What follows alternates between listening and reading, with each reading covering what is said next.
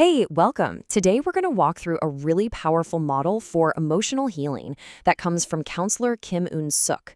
It's basically a practical guide for how to reset our hearts and, even our brains. So let's just dive right in. So this whole idea is built on a really fundamental truth. As Kim Eun-sook puts it, even if you're in a paradise like Hawaii, you're going to get hurt. And why is that? Well, because wherever you have people, you're going to have pain.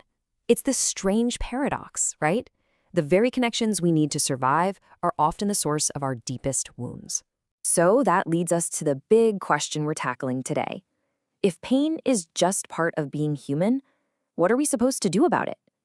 How do we go from just surviving our emotional hits to actually, truly healing? Well, the answer starts with really understanding what the wound is in the first place. Okay, so let's get into this first big idea. And it's that, honestly, most of us misunderstand what trauma really is. We usually think of it as some single catastrophic event, but it turns out the picture is a lot more complex than that. This model actually splits trauma into two different types.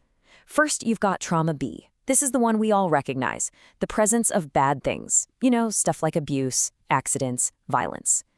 But then there's trauma A, and this one is way more subtle. It's the absence of good things. It's the connection, the love, the safety that you should have had but didn't get. And this is exactly why trauma A is so tricky. You might feel this deep, lingering ache, but have no big, bad event to point to as the cause. And that's because this kind of trauma is often invisible. It doesn't show up as a clear memory. Instead, it shows up in our relationships, that feeling that something really important is just missing. So if trauma is what knocks us off kilter, what's our natural state? Where are we supposed to be? This next part offers a really hopeful and kind of revolutionary idea about how our brains are actually wired. So get this. According to this model, your brain's default setting, its factory mode, is joy.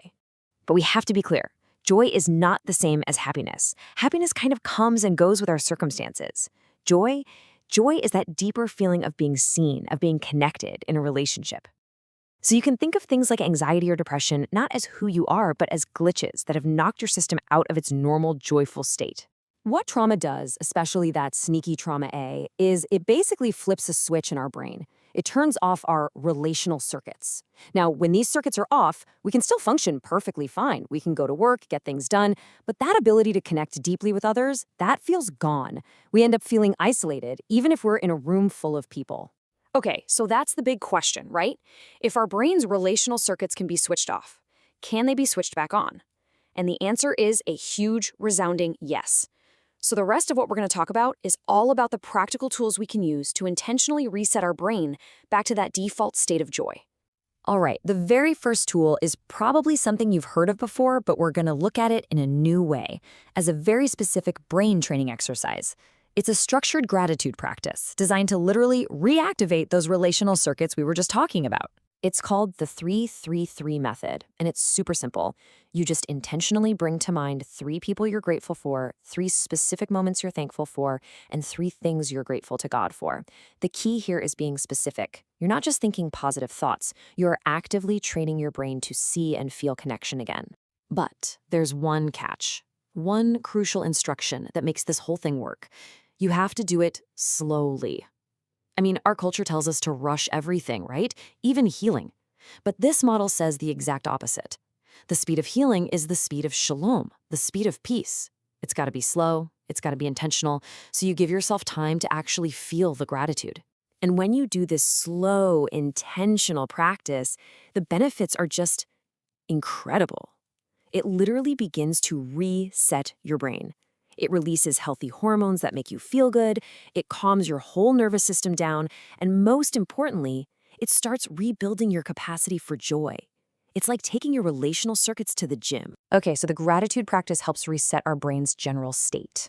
This second tool, though, it goes even deeper. It's a structured way to bring our most painful experiences into a safe, healing connection with God. It's called the Immanuel dialogue. Now, this is not a monologue where we just list off all our problems to God. It's a true dialogue, a real back and forth. The whole point is to train our brain to stop seeing God as being far away from our pain, but to experience him as Immanuel, which literally means God with us, right in the thick of it. So the dialogue kicks off with this incredibly powerful idea of being seen. The first prompt is to imagine God saying, "I see you." And then you just sit with that. What does he see when he looks at you right now?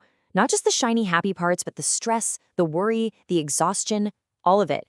Okay, next we move from sight to sound. The affirmation is, "I hear you." And this isn't about the words you're saying out loud. It's an invitation to really listen to the sounds of your own heart. Is it a quiet sigh? Is it the sound of your pulse racing with anxiety?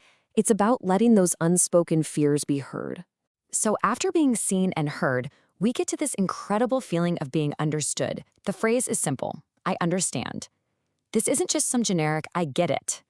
The question is, how does God understand your unique struggle, your specific pain? Now we get to the absolute core of this whole practice. The words are, I am with you. This is what anchors everything in the present moment. It's not about a past memory or a future hope.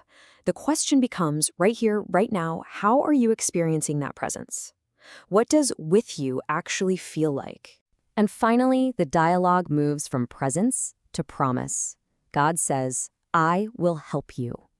This shifts our focus from just being in the moment to having hope for what's next. So you ask yourself, in this moment of connection, what help, what comfort, what next step is being offered to you? So we have these two amazing tools: gratitude to hit the reset button and the Immanuel dialogue to process our pain in the safe place. But that brings us to the final and maybe the most important reframing of this whole idea. What is the ultimate purpose of all this joy? Okay, so this is a total game changer.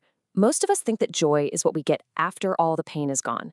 But this model points us to something completely different, straight from the Bible. It says that Jesus endured the cross for one reason, for the joy that was set before him. You see, joy isn't the opposite of pain, it's the fuel that gets you through the pain.